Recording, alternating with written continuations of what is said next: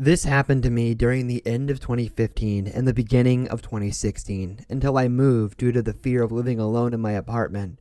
Slight backstory. I'm a 22-year-old British female and have been living in Japan since April 2015. The apartment I first lived in was rented out by a company connected to my school. It was not a good apartment at all, but at the time I didn't know what the general quality and size versus price of Japanese apartments were, and I got given 1 out of 5 that I chose before I moved. The apartment was seriously tiny, 1 room, kitchen connected, and bed about 2 steps away from it. I could walk the length of my whole apartment in about 10 steps, but I was excited because it was my first time living alone and in a country I'd previously only dreamt about living in. After about a month of living and studying in Japan, I met my ex-boyfriend. He told me that the area I lived in was not a good one and known for inhabiting creepy people, so warned me not to walk alone at night anymore, or if I did, then to not wear headphones and be wary. I kicked myself for the countless times I'd walked the 30-minute journey home from the clubs while really drunk after hearing this. Japan is a generally really safe country, but not so much for females that are alone. Anyway, into the story. I'd been living there for 6 months when my best friend returned to England and moved out. He lived on my right. This left me a little scared because I had noticed previously that the neighbor on my left was a bit odd. He would constantly clear his throat as if he was coughing up a f***ing hairball or something. He didn't live immediately next to me, but down the hall, so when I exited my room and looked left, his door was in view. On the left were stone stairs going up to nothing. I was on the top floor, and if you went past the stairs, you'd be standing outside his door, and on the left is more hallway and stairs going down. I only took these stairs to do my washing, shared machines on the bottom floor. Otherwise, I always used the stairs on my right at the end of the hall because the stairs leading to the washing machines were always full of spiders. So my friend moved out, and after that I noticed this guy a lot more. At this point, I'd never seen his face, but I know when he was out or in his place in the evenings due to the light that would yellow his peephole if it was on. My peephole was smashed by a previous tenant, so if he looked at mine, he wouldn't be able to tell if I was in or not, luckily. He still cleared his throat all the time, and despite having space between us, it was loud enough to sound like it was coming from outside my door. That's how loud he did it. To be fair though, our walls were crazy thin. I didn't think much of him until I started noticing that when I went outside my door to smoke, in clear view if he were to look through his peephole, his light would suddenly turn off. The previously yellow peephole would go black. I didn't think too deeply about it since I would usually go out at night and maybe he just decided to go to bed and I coincidentally saw it every time. Anyway, one day I went out front for a cigarette, saw his peephole go black. I stared at it while I smoked, trying to pick up any changes in light to confirm or disprove my theory that he hadn't turned the light off and it was in fact blackened out by his own face.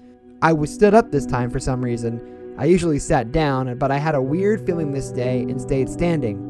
I forgot to mention that our doors are metal, so opening and closing them makes a really loud noise. I stubbed out my cigarette and put it in my ashtray when I noticed him open his door and start coming out.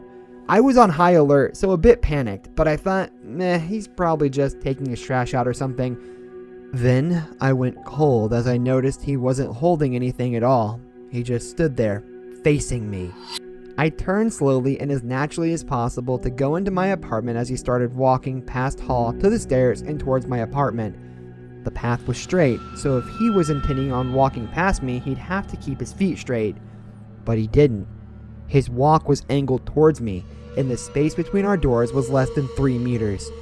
I opened my door and he suddenly started to walk much faster. I got round my door and entered, closing it, and just had enough time to see him lurch towards my door as I slammed it shut and locked it. He stopped outside. I couldn't see him because of my broken peephole, but I didn't hear him keep going past my door or going back to his, so I knew he was right there on the other side. I was listening intently. I saw my handle very slightly jiggle. He was trying to open my door with knows what intentions.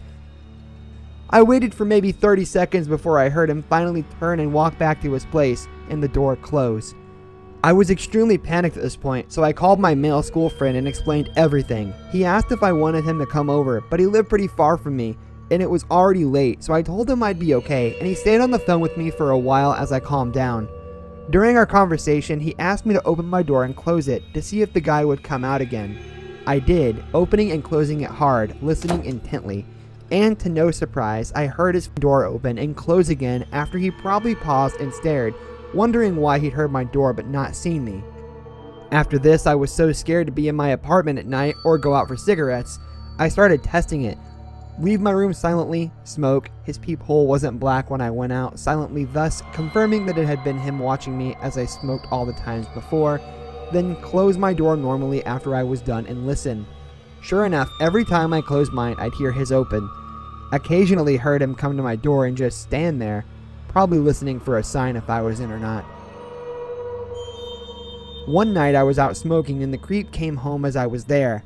I was frozen still, staring at him out of the corner of my eye. He didn't even open his door at first, just stood staring at it for way longer than normal. I'd almost finished my cigarette when he finally opened it and went in. Another thing that I can't 100% say was him, but I'm pretty sure. Sometimes I would smoke in the stairwell when it was raining because the rain would hit me when I stood outside my door. I smoked, put my cigarette in my ashtray. It was kind of smelly, so I left it there on the stairwell. Third step, same one I habitually sat on when I smoked there. Left it tucked in the corner by the wall and went inside, closing my door normally and went to bed. I knew the people that lived on my right, 1 to 3 doors down. We all used the second stairwell when we went out, not the one I was sat on, and I know for a fact they don't smoke. On the left of my creepy neighbor's room was a Chinese couple that I didn't know. They and the creep always used the stairs that led down to the washing machines. The stairs I was sat on, as I said before, aren't used because they go up to nothing and they aren't even visible unless you walk around a corner. My room was on the corner, these steps connected to it. See pic if confused. Anyway, I go back the next morning to get my ashtray, and not only was it now a couple steps up and in the middle, there was a cigarette butt and scrunched up packet of cigarettes. Same brand that I smoke. I don't know if it was him, but that stairwell is only easily visible to us. This was all happening over in months of 2015 and beginning of 2016. The thing that convinced me to finally move out was the following. I'd been out for dinner with my boyfriend and we got back after 11. To enter the gate at my apartment after 11 p.m., you need a key as they lock it. I was walking faster than my boyfriend, turned a corner leading to my apartment and saw a figure stood in the darkness near the gate, waiting and watching me approach. He started to appear from the shadows, away from the apartment and towards me. My boyfriend turned the corner, and as soon as this guy noticed him, he pulled his phone out and quite clearly pretended to talk to someone on it. My boyfriend and I walked past and he slowly followed. I didn't realize at this point that it was my creepy neighbor, but we were silent, both wary of the situation. As I got to the gate, I noticed that it was locked and started searching in my bag for my keys. The guy came up, said excuse me, and nonchalantly opened the gate and stood on the other side. I'd found my keys by this point and was holding them ready to lock the gate again, but the guy was stood as if he was waiting to see if my boyfriend would enter with me or not. I showed him my keys, said thank you, and that I'd locked the gate. He reluctantly left before my boyfriend had come in, and we watched him go up the stairs but didn't see which apartment he went to. When I saw he'd used the washing machine stairs, it clicked that it was my creepy neighbor, and I told my boyfriend. We went up the same stairs slowly. I went first and peered around the corner to where my neighbor lived. He was stood there, waiting, staring at his door but not opening it. He noticed me come around and turned to me, staring until he saw my boyfriend and then went inside abruptly. This was the last incident I could handle. I knew he was up to something no good and I didn't want to wait for anything else to happen, so I decided after that to cancel my contract and move out. Had to pay a fair amount to do it too. Until the day I moved, he still did creepy things. I'd hear him outside my door or see the black peephole and know he was staring at me. So, creepy, over excessively throat clearing guy, let's not ever meet again. I lived in Japan for around 10 months a couple of years back as part of a study abroad program as my placement year for university.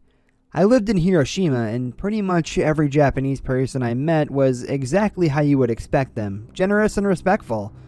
All except this one old lady who just so happened to live in the apartment next to me. It was about a month after I'd been in Japan, originally from Northern Ireland, so it was quite an adjustment to make, when our group of gaijins decided we were going to go to the Saijo Sake Festival. For those who don't know, this is a huge sake or rice wine drinking festival that, from what I now understand, everyone goes and gets extremely drunk at.